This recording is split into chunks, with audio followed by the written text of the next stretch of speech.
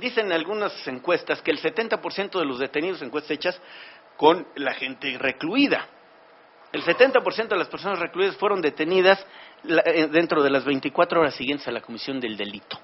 Si interpretamos este dato, podríamos decir, si alguna persona que ha cometido un delito no es detenida en las primeras 24 horas, la posibilidad de que lo sea, producto de una investigación, es 3 de cada 10. O sea, si no lo detienen pronto, la posibilidad de que haya una averiguación, se integre la averiguación, se emita un orden de aprehensión o una orden de investigación, hace casi nula la posibilidad de que la persona pueda ser detenida. Pero ahí les va algo más para seguir en la tendencia del realismo crudo. Solo se denuncia 1 de cada 4 delitos, es decir, y ahí vemos que el universo se sigue reduciendo. Es decir, hay muchas cosas que ocurren y la gente no denuncia por temor a las represalias o por la desconfianza en un sistema de procuración de justicia que suele ser más tortuoso el trámite de la denuncia y la persecución que, como dicen por allí, quedarse cada quien con su golpe. Entonces, bueno, esto es algo también complicado. Y al final se castigan 1.6, por ahí dice menos del 1% de los delitos cometidos, la verdad es que es el 1.6. Es decir, estamos hablando de un 90 y tantos, 97, 98% de niveles de impunidad. Y algunas cosas asociadas con esto son las constantes violaciones de derechos. El 40% de las detenciones se lleva a cabo sin orden judicial, el 70% de los detenidos, por ejemplo, no cuentan o no contaron con abogado defensor en el momento de la detención. La percepción ciudadana sobre el tema, pues no es, por supuesto, nada esperanzadora. Las instituciones de seguridad y justicia le parecen a los ciudadanos corruptas en un 81%, ineficientes a un 80%, lentas a un 70%. Muy buena parte del sistema penal fue creado por el Estado para protegerse a sí mismo. Es decir, para protegerse de sus eventuales detractores, amenazadores, como una especie de autodefensa. Y recientemente hemos estado viendo que a propósito de cualquier antisocialidad, la respuesta de la autoridad es doble. O se crea un delito donde no lo hay, o se agravan las penas. Suponiendo que elevar las penas ya es un elemento disuasivo.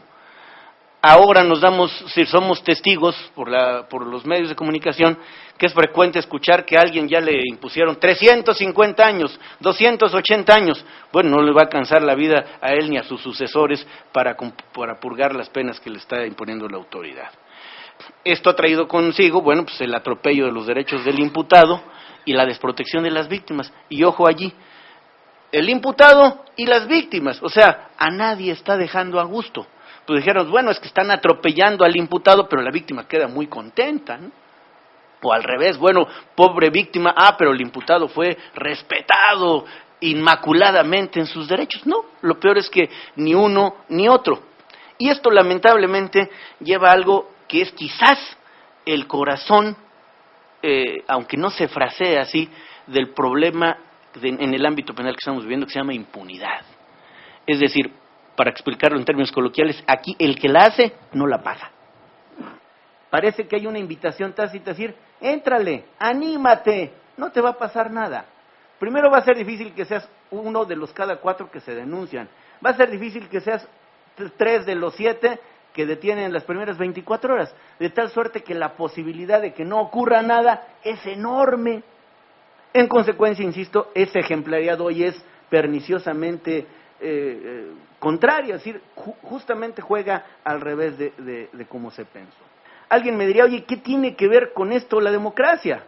Bueno, la democracia no se agota en los procesos electorales. La democracia, dice la Constitución, en una muy afortunada, ese es mi punto de vista, un muy afortunado concepto de la democracia, por cierto, inserto en el tercero constitucional que se refiere a la educación. Dice, la democracia es un sistema de vida, no solo es una cuestión de orden político, jurídico, es un sistema de vida fundado en el constante mejoramiento social, económico y cultural del pueblo mexicano. No, si queremos una democracia de calidad, necesitamos un sistema judicial de calidad. Pues fíjense ustedes que hace prácticamente 90 años Carranza, en el constituyente del 16-17, en el discurso de arranque del constituyente, dijo muchas cosas, y están ahí en negrita subrayadas algunas, en un ejercicio de autocrítica, decía, las garantías de los imputados son sistemáticamente violadas por prácticas inquisitoriales, o sea, se viene criticando esto hace 90 años. Y luego dijo, así perfiló el sistema acusatorio, el proceso está plagado de diligencias secretas. ¿Y qué se necesita? Que sea juzgado en audiencia pública, entendiendo por audiencia oralidad. Es decir, Carranza hace 90 años pergeñaba, diseñaba, moldeaba en grandes trazos lo que hoy queremos establecer. Lo que ocurre es que hay una terrible omnipotencia del Ministerio Público. El Ministerio Público hoy es el señor de horca y cuchillo del procedimiento penal. El Ministerio Público rinde él ante sí mismo pruebas que si rinde con determinadas características, el juez tiene que valorar como el Ministerio Público ya dijo. Es decir, el Ministerio Público no pierde en la averiguación previa actual esa condición de autoridad, es decir, esa condición de superioridad respecto de su contraparte. Entonces, dice algún especialista en estos temas, el Ministerio Público prácticamente condena, el juez nada más remata. Entonces, bueno, esto deja en condiciones de desvalimiento a las partes que están involucradas en la investigación. No se surte esto que llaman los especialistas la contradicción, es decir, que estén en posiciones de antagonismo formal, pero de igualdad jurídica, quien imputa la comisión del delito y quien está defendiéndose.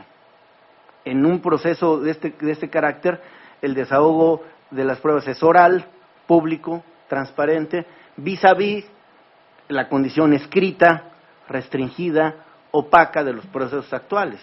Hoy nos enteramos por los medios que en el asunto tal de los cuales que ha ganado notoriedad, no siempre para bien, ya llevamos 35 tomos o 40,000 fojas. Bueno, pues entonces es complicadísimo que el juez haga otra cosa que no sea leer. El propósito, esto es fundamental y parece solo discursivo. El propósito de un sistema de esta naturaleza es resolver conflictos. Es decir, el derecho penal debe ser un derecho, lo veremos enseguida, de última instancia, o sea, no echar mano del derecho penal a propósito de lo que sea, pero cuando aparece tiene que resolver conflictos, no hacer una especie de expediente que se convierta en una escultura a la ley. En un sistema acusatorio, la regla es la libertad, la excepción es la prisión.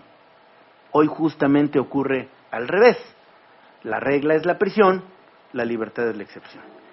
La piedra de toque, creo yo, del sistema. Hace rato dije que en este sistema la libertad es la regla y la prisión es la excepción. Porque se incluye literalmente el principio de presunción de inocencia. Es elemental, ustedes lo han oído, lo fraseamos, las personas son inocentes hasta que se demuestre lo contrario.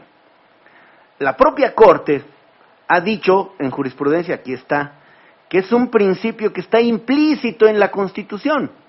O sea, esta es la evidencia de que no existe tal cual.